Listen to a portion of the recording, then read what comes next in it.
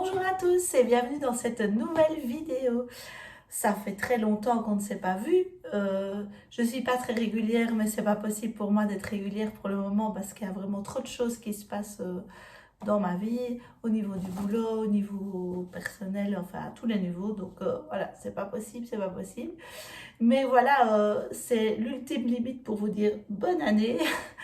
Et donc voilà, je vous souhaite à tous une super bonne année. Et donc je vous avais dit que je ferais un genre de bilan couture de cette année. Mais en fait, ça va prendre vraiment trop de temps parce que j'ai quand même cousu beaucoup, mais je ne vous ai pas forcément tout montré. Mais voilà, il y a vraiment des patrons que j'ai adoré cette année coudre, des marques que j'ai découvertes.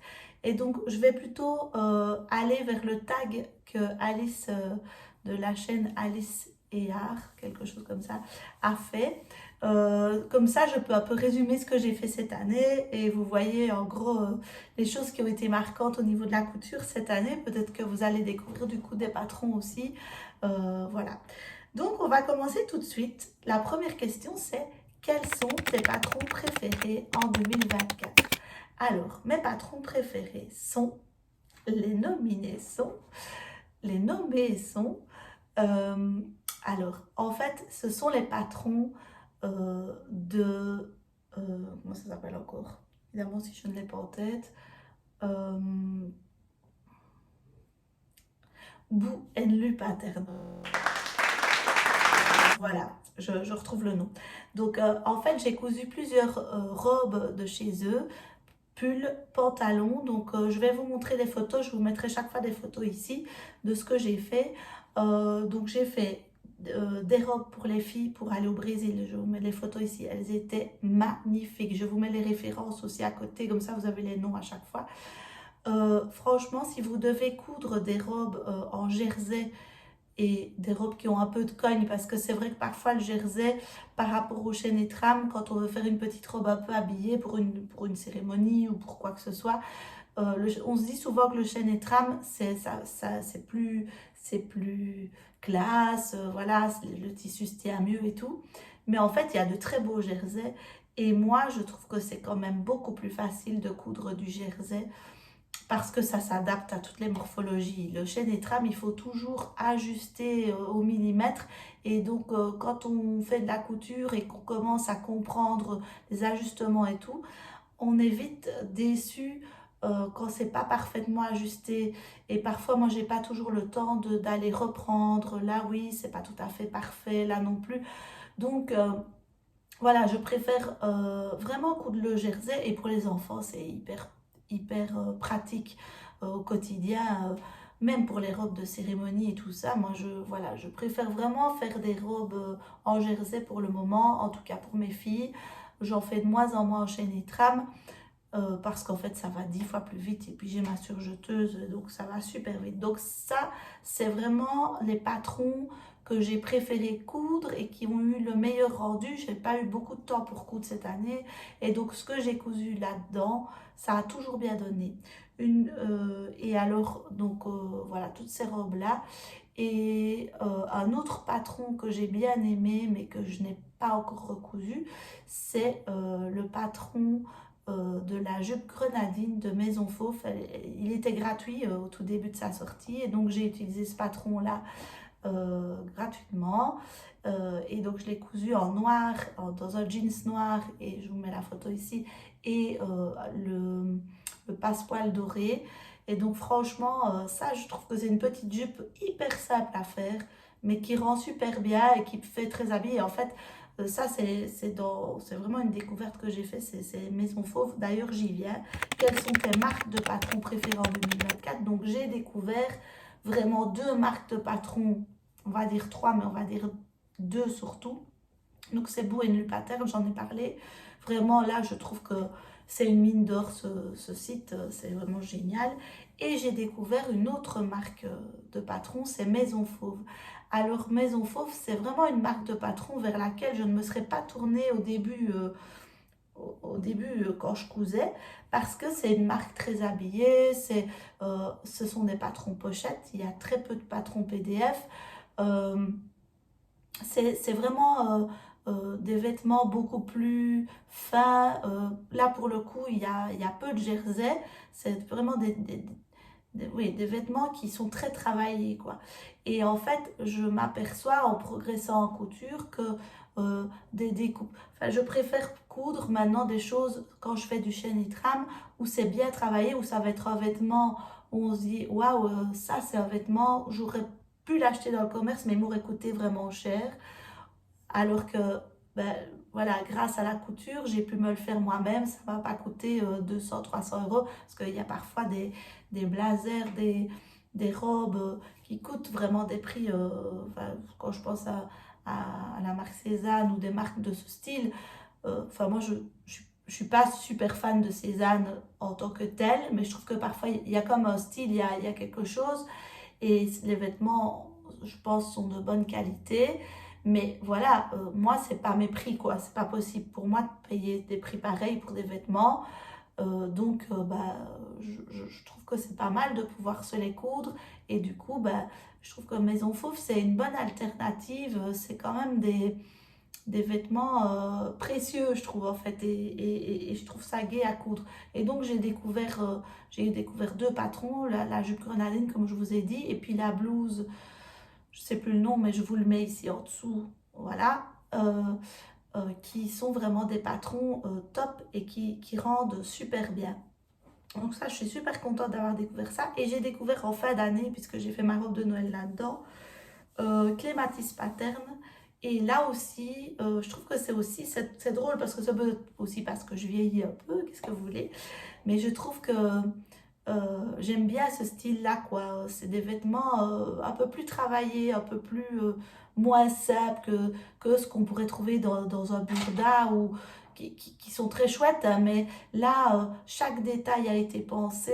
Je dis pas que dans burda ça ne l'est pas, mais je sais pas si vous voyez ce que je veux dire. Je trouve que vraiment, il y a une finesse de création, en fait, et que je ne retrouve pas dans tant de maisons de patrons que ça. Maintenant, je n'en connais pas non plus énormément, hein, mais je trouve que Méthode Mathilde aussi, elle a ça. Mais je trouve que j'ai l'impression que chez Maison Fauve, qui est plus gros, hein, c'est encore plus travaillé, il y a encore quelque chose en plus, quoi. Enfin, moi, j'ai vraiment apprécié cette marque de patron.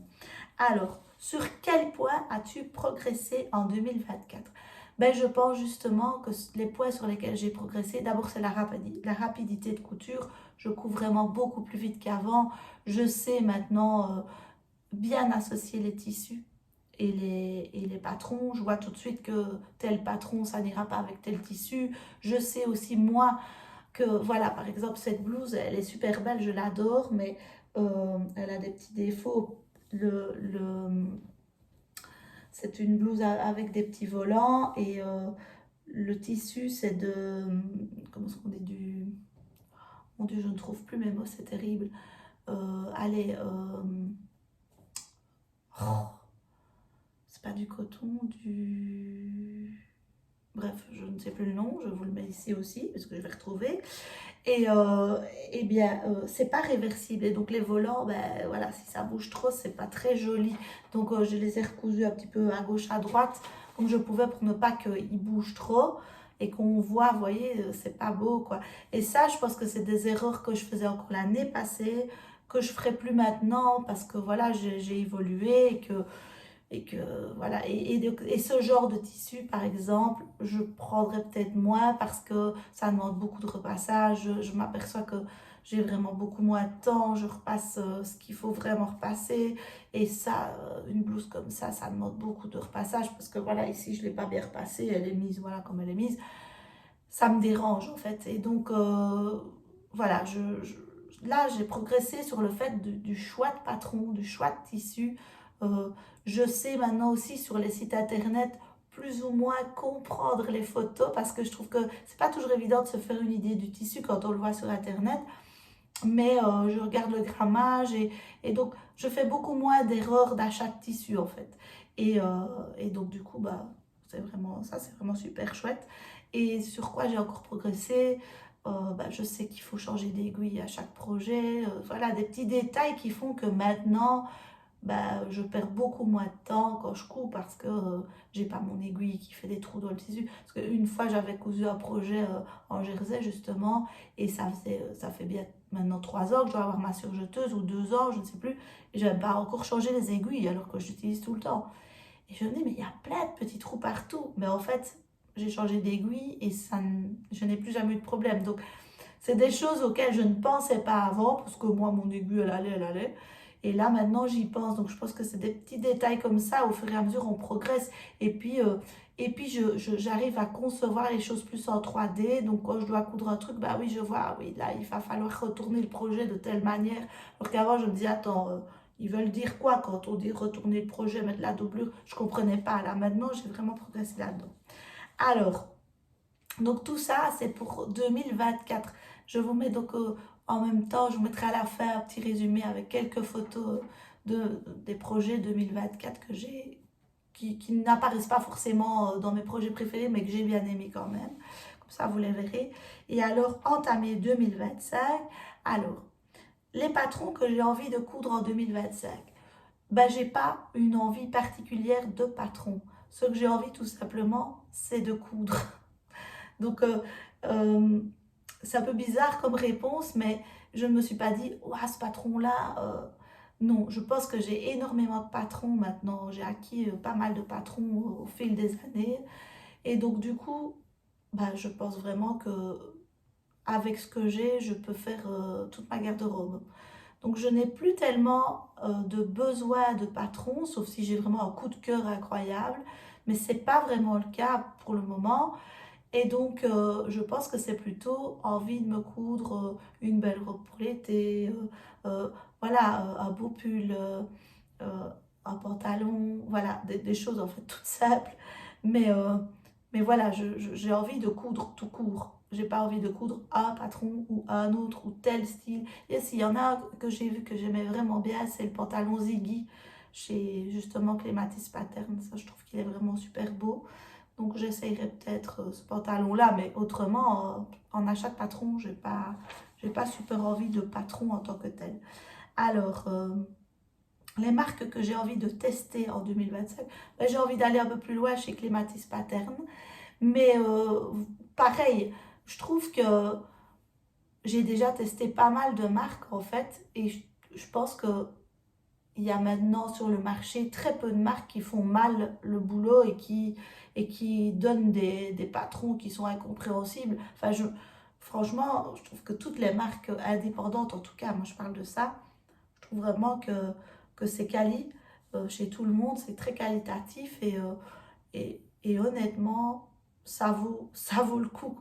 Donc, euh, est-ce que j'ai envie de tester plus une marque qu'une autre? Bah en fait non, je trouve que si j'ai un coup de cœur, j'irai au coup de cœur s'il y a un truc qui me plaît, où je me dis, oh oui, ça il faut vraiment, voilà, mais autrement, je n'ai pas une envie particulière de marque. Euh, j'ai trop de choses en fait, il faudrait même que je liquide un peu des choses. Alors, mon challenge couture pour 2025, c'est quoi? C'est essayer d'être un peu plus régulière en couture, mais on ne sait pas être partout en fait. Il faut faire des choix. Moi, j'adore coudre.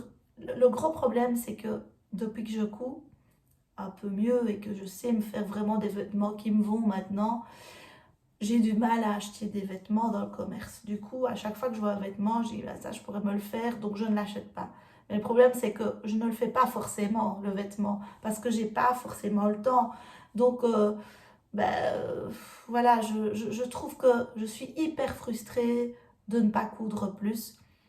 Mais à l'impossible, nul n'est tenu. Il faut, voilà, je ne sais pas tout faire. Donc, j'ai un boulot qui prend quand même beaucoup de temps. Voilà, il faut s'occuper de pas mal de choses, point de vue familial. Et donc, je ne, voilà, j'ai pas des journées de 48 heures, malheureusement. Donc, mon challenge, c'est coudre un peu plus que cette année, en tout cas que la deuxième partie d'année. Je trouve que la première partie d'année, j'avais fait toute ma valise pour aller au Brésil. Ça, c'était vraiment trop chouette, et notamment les maillots de bain. Mais par exemple, voilà, les filles ont besoin d'un maillot de bain. Je n'arrive pas à leur en acheter un dans le commerce. On me dit, il me reste du tissu à maillot de bain à la maison. Je ne vais pas aller acheter un maillot. Mais il faut que je leur couse un maillot de bain. Il faut que j'aie le temps de le faire. Ça ne prend pas énormément de temps de coudre un maillot de bain. Mais il faut quand même le faire, ça me prendra bien 1 heure et demie par maillot de bain. Et il faut que je trouve l'heure et demie. Donc il faut que je me réorganise un petit peu mieux. Mais là, pour le moment, j'ai vraiment des journées très très remplies. Je- ouais, j'ai beaucoup de travail, donc c'est un peu compliqué. Mais c'est pas grave, c'est des périodes de vie. Enfin, je crois que tout le monde passe par là. Donc c'est pas grave du tout. Je vous ferai quand même un petit bilan couture le plus rapidement possible, notamment pour vous présenter les dernières coutures que j'ai faites ici, vraiment tout dernièrement. J'ai cousu deux, trois petites choses et j'étais contente de recoudre un petit peu. Franchement, je me suis prise un peu de temps pour moi. Je me suis dit, allez mince, cette fois-ci j'y vais, je couds. Et donc voilà. Je pense que bah, cette vidéo va s'achever comme ça. J'espère que vous avez toujours le temps de coudre, que vous êtes toujours présent au rendez-vous. Et donc, la prochaine fois, je vous ferai un petit bilan. J'ai notamment cousu euh, deux beaux sacs Georges avec du tissu de chez Petit Pan, là, que je vous ai... Il y a la vidéo, je vous l'accroche ici, entière là-dessus. Est-ce que c'est une vidéo entière? Non, je pense même pas que c'est une vidéo entière. Je crois que j'ai fait simplement... je ne sais même plus. Franchement, je perds la mémoire tellement j'ai des choses en tête. Dites-moi si vous aussi, ça vous arrive. Je suis complètement... je perds mes knick-knacks, quoi, mais c'est pas grave. Enfin, voilà. J'espère que cette vidéo vous aura quand même plu, même si elle est un peu à l'ouest, mais c'est pas grave. Je vous souhaite en tout cas à tous une bonne année. D'ailleurs, vous voyez, ma voix est un petit peu rauque parce que j'ai vraiment trop de choses pour le moment et donc dès que j'ai trop, ben, ma voix s'en va pour le moment. Donc, j'ai eu déjà 3 extractions de voix là dernièrement et en fait c'est aussi pour ça que j'ai plus su faire de vidéos parce que je ne savais plus parler tout simplement. Donc c'est un peu compliqué pour le moment, mais c'est pas grave. Voilà, je vous fais de gros bisous à tous et je vous dis à bientôt pour une prochaine vidéo. Salut!